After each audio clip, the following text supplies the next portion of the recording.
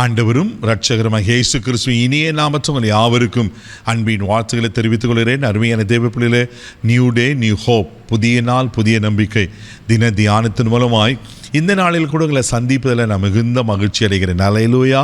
ஆண்டவருடைய பெரிதான கிருபையினால் கர்த்தர் எவ்வளோ அழகாய் நம்மளை அற்புதமாக நடத்தி கொண்டு வருகிறார் அல்லவா. இன்றைக்கு கூட கர்த்தர் நமக்கு கொடுக்கிற வார்த்தை என்ன?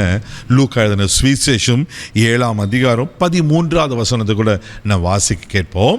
கர்த்தர் அவளை பார்த்து அவள் மேல் மனதுருகி அழாதே என்று சொல்லி. ஆமென், ஆமென். கர்த்தர் அவளை பார்த்து அவள் மேல் மனதுருகி அழாதே என்று சொல்லுகிறார்.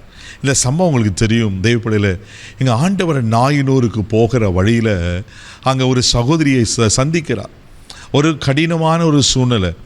அவன் அவ்வளோ ஒரு கைம்பெண் இருப்பது ஒரே ஒரு மகன். அந்த மகனும் மரித்து போகிறான். நான் அடக்கம் பண்ணும்படி கொண்டு போகிறாங்க. அதை எங்கள் வாசிக்கிறோம். அதே லூக்கா எழுதின சுவிசேஷம் 7ஆம் அதிகாரம் 11ஆம் வசனத்தை கூட நான் வாசிக்க கேட்போம். மறுநாளில் அவர் நாயின் என்னும் ஊருக்கு போனார். அவருடைய சீஷர்களும் அநேக திரளான ஜனங்களும் அவருடைய கூட போனார்கள். அவர் ஊரின் வாசலுக்கு சமீபித்து போது மரித்து போன ஒருவனை அடக்கம் பண்ணும்படியாக கொண்டு வந்தார்கள். அவன் தன் தாய்க்கு ஒரே மகனாய் இருந்தான். அவளோ கைம்பெண்ணாய் இருந்தால் ஊரில் வெகு ஜனங்கள் அவளோடு கூட வந்தார்கள். பாருங்களேன், அவளோ கைம்பெண்ணா இருந்தாலாம்.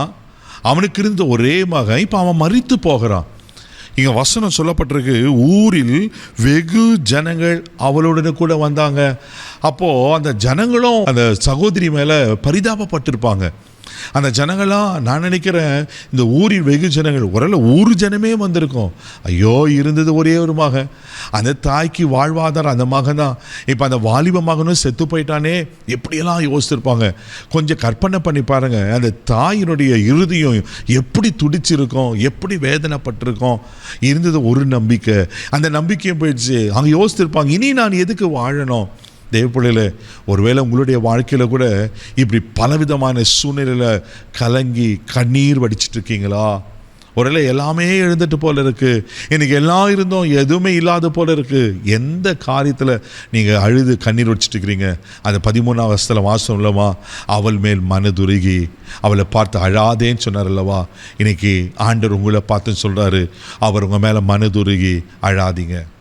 தேவ பிள்ளைங்க, ஒருவேளை உங்கள் புருஷனுக்காக நீங்கள் அழுது கொண்டிருக்கீங்களா? உங்கள் மனைவியால் அழுது கொண்டிருக்கீங்களா? பிள்ளைகளால் அழுது கொண்டிருக்கீங்களா? உங்கள் சரீரத்தில் ஒரு வியாதியை எப்போ நினைத்து அழுது கொண்டிருக்கீங்களா? கடன் பிரச்சனை, என்ன காரியத்துக்கு நினைத்து ஒருவேளை எதை இழந்து போய் நீங்கள் அழுது கொண்டிருக்கிறீங்க? இன்றைக்கி ஆவியான நம்மளோட திட்டமாக பேசுகிறாரு, அழாதீங்க. நடந்தது சம்பவம் நீங்கள் தொடர்ந்து வாசிங்கன்னா 14ஆம் வசனம் ரொம்ப அழகாக இருக்கும், வாசிக்க கேட்போம்.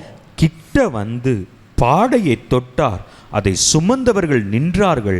அப்பொழுது அவர், வாலிபனே எழுந்திரு என்று உனக்கு சொல்லுகிறேன் என்றார். ஆமென். அவருடைய மனதுருக்கத்திற்கு அடையாளம் என்ன தெரியுமா? பாருங்க, அப்படியே பார்த்துட்டு ஐயோரும் அழுதுட்டு போயில்லை, அந்த கூட்டத்தோட கூட்டமாக போல. அவர் கிட்ட வந்து பாடையை தொட்டு, வாலிபனை எழுந்திரு. ஒரு வார்த்தைங்க, மரித்து போன அந்த வாலிபன் உயிரோடு எழும்புகிறான். அல்லேலூயா. நம்பிக்கையற்று போயிடுச்சு அந்த விதவைக்கு, அந்த கைம்பெண்ணுக்கு வாழ்க்கையை முடிஞ்சிடுச்சு. ஆனால் ஆண்டவர் அவளை அழுகையை பார்த்து ஒரு புது துவக்கத்தை, ஒரு புதிய நம்பிக்கையை கொடுத்து மரித்து போன வாலிபனை எழுப்பினார் அல்லவா. உங்கள் வாழ்க்கையில் எந்த ஆசீர்வாத நன்மை மரித்து போயிருக்கு தேவ பிள்ளையில், பயப்படாதீங்க, தேவனிடத்தில் போங்க. ஆண்டவர் நிச்சயமாக எங்களை ஆசீர்வதிக்க உண்மையில் இருக்கிறார். அங்கே 15ஆம் வசனம் ரொம்ப அழகாக சொல்லப்பட்டிருக்கோம், வாசிக்க கேட்போம். மரித்தவன் எழுந்து உட்கார்ந்து பேசத் தொடங்கினான்.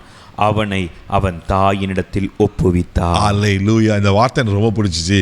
அவனை அவன் தாயினிடத்தில் ஒப்புவித்தாரா. இவன் மரிச்சு போன எழுந்து பேசுகிறான். தாய்க்கு பயங்கர சந்தோஷமாக இருக்கும். எப்படி இருக்கு யோசித்து பாருங்க.